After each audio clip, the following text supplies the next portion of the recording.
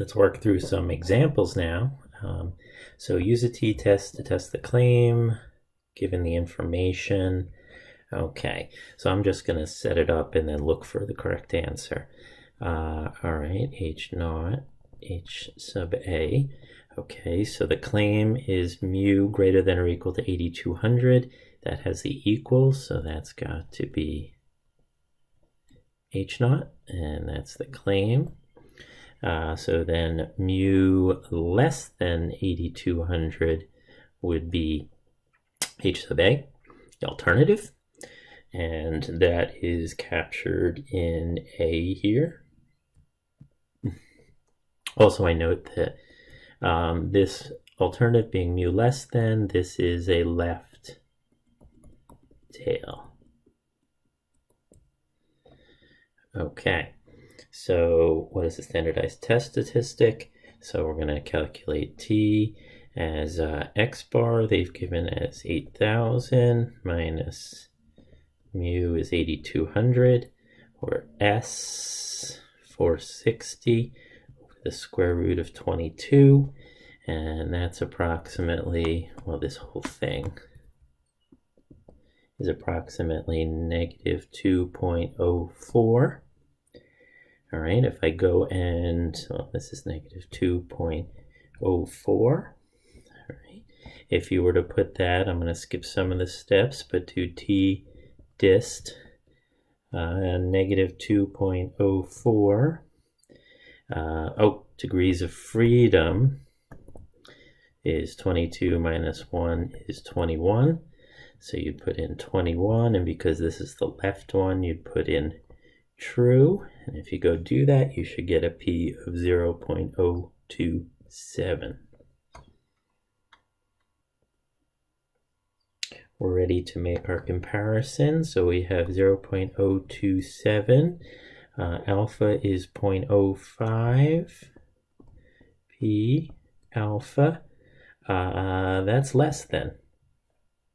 So that means we're going to reject H naught. All right, which in this case, again, the claim was in H naught, so this is a rejection mode.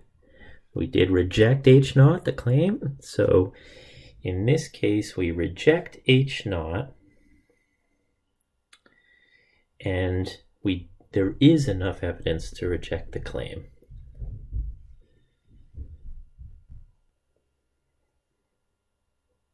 Next one, same idea.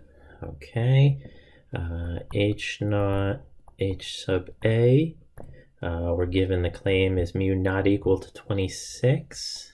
That has to be the alternative, and mu equals 26 has to be the null, and so the claim is here in the alternative, and automatically this has to be a two-tail with a equals not equals version. And that ends up being D here.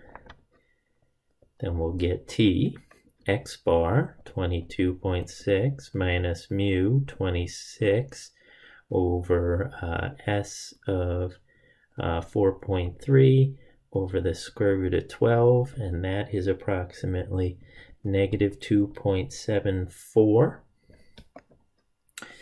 And okay, now again, this is a two-tail, so when we go and do the T dist dot two-tail, we're going to put in the positive version, so 2.74, the positive version of T. And then we would put degrees of freedom, 12 minus 1 is 11. And out of that, we get 0.019, just putting that into Excel. Now we're ready to compare. 0.019, our alpha was 0.05. This is less than, our P is less than alpha, so we do reject H naught. So we rejected H naught. Our claim was in the alternative. We're in a support mode. So we rejected H naught bringing us to our claim. So there was enough evidence to support our claim. Reject H naught. There is enough evidence to support the claim. Okay, next one. All right, so this we have to pick the information out of here. Credit card company claims the mean credit is greater than 5,100.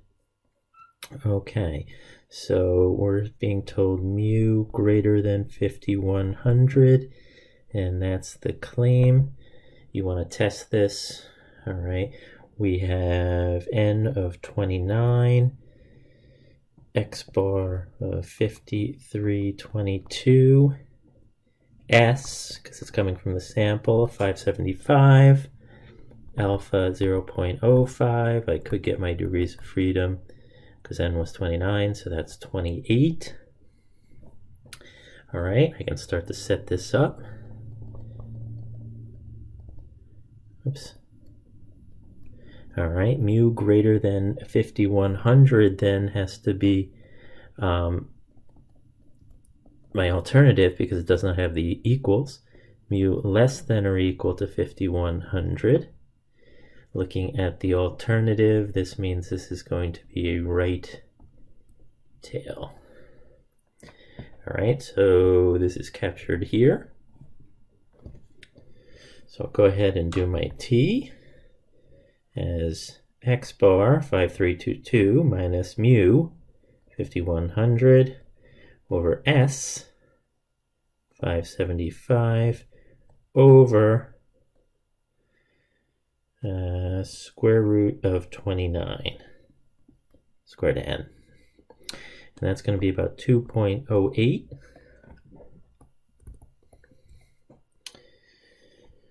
So then I would go and do a t dist dot right tail, give it 2.08, and give it the degrees of freedom, which was 28. And out of that, you should get a p of 0.023.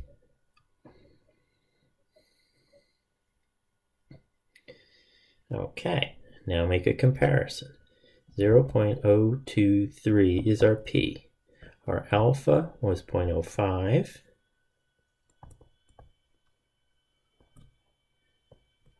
0.023 is less than 0.05, and this is going to mean we reject H naught. All right, so now interpret the decision. Well, we were claim in the alternative, so this was a support mode. All right, so we rejected H naught, bringing us to the claim. So there is enough evidence at 5% significance